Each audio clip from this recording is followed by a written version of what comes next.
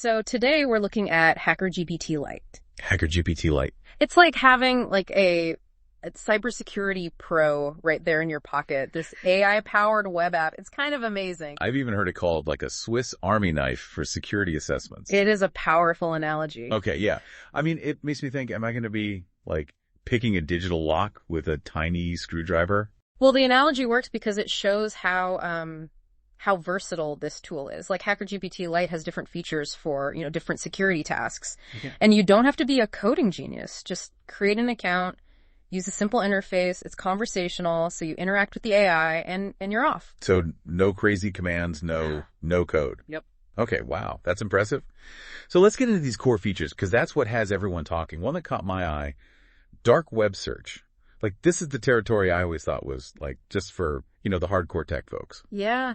But think about how valuable this could be. Say you want to see if your email address, if it's been caught up in a data breach. Right. HackerGPT Lite can actually search the dark web, look for mentions of your info, and it does it way faster, way safer than trying to navigate the Tor network yourself. Makes sense. Yeah. Like a digital bloodhound Yeah. sniffing out those potential threats.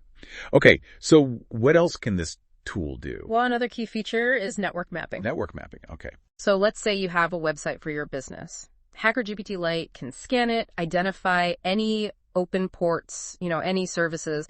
Essentially, it's like showing you the potential entry points that hackers might be looking at. Okay, so this is feeling like something every business owner should have in their toolkit, right? Absolutely. And for individuals, there's a subdomain enumeration feature. Subdomain, okay. Yeah. Think of all those subdomains associated with a website, like the blog.website.com or, shop, dot whatever. Right. They often have like weaker security, they get overlooked, and that creates, vulnerabilities that attackers can exploit. HackerGPT Lite helps you uncover all those hidden corners. So it's like shining a light on those dark, dusty corners of the internet that we tend to forget about? Exactly. And then there's domain registration analysis. This is really valuable, especially with all the phishing scams going around. Yeah, tell me about that one. Because phishing it's getting more sophisticated. For sure. So picture this. You get an email, looks like it's from your bank. Happens all the time. Right. With HackerGPT Lite, you can quickly check the sender's domain. Let's say it was just registered, like a few days ago. Huge red flag. Probably shouldn't be clicking on any links in that email. Right. Makes sense. Yeah.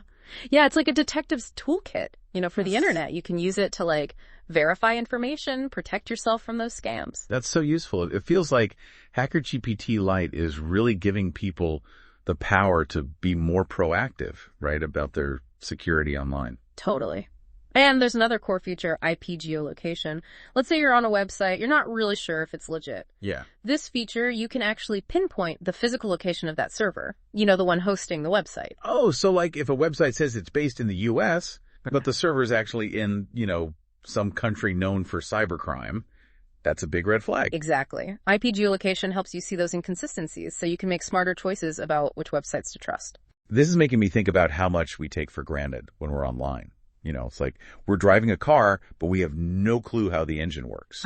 I like that analogy. HackerGPT Lite, it's like it's lifting the hood, showing us what's going on under the surface. It's about empowering people, giving them that knowledge and understanding. And, while HackerGPT Lite is powerful, it's not a tool for hacking or anything illegal, right? It's designed to gather that publicly available information and help you assess those potential security risks. So it's more like a self-assessment tool, helping us see where we might need to like strengthen our security practices. Exactly. Think of it as like a checkup for your online life. You can use it to find those potential weak points and then take precautions. Like, let's say the tool flags a misconfigured domain setting. You can just contact your hosting provider and get it fixed. It sounds like HackerGPT Lite is really bridging that gap between like the expert and the novice security enthusiast, right?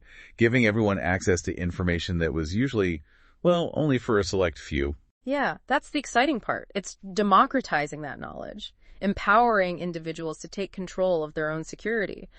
Of course, with any powerful tool, there are limitations to keep in mind. So what kind of limitations? Well, it's key to remember that HackerGPT Lite mostly relies on open source info. Okay. It's not going to replace like professional penetration testing. Right. Where they actually try to exploit vulnerabilities to, simulate a real attack. So it's not going to like magically turn someone into a master hacker overnight. Nope, not at all. And that's intentional. The developers have been very clear. HackerGPT Lite is primarily for educational purposes.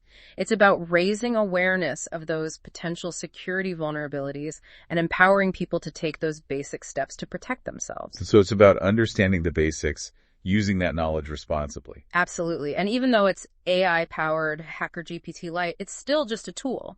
Right. It's up to the user to, interpret that information and make responsible decisions. Feels like we're entering a new area of cybersecurity where knowledge and awareness, those are our strongest defenses. I agree completely. And with that awareness comes the responsibility to, use these tools ethically for the right reasons. As we wrap up this deep dive into HackerGPT Lite, it's worth thinking about this.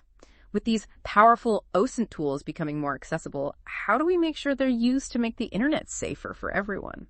That's a great question to leave our listeners with. It's a conversation we all need to be a part of as technology keeps evolving at this crazy pace. Thanks for joining me on this deep dive into OSINT and HackerGPT Lite. It's been eye-opening, really. It's been my pleasure. Always fascinating to discuss these topics and see how technology is, changing the way we approach security.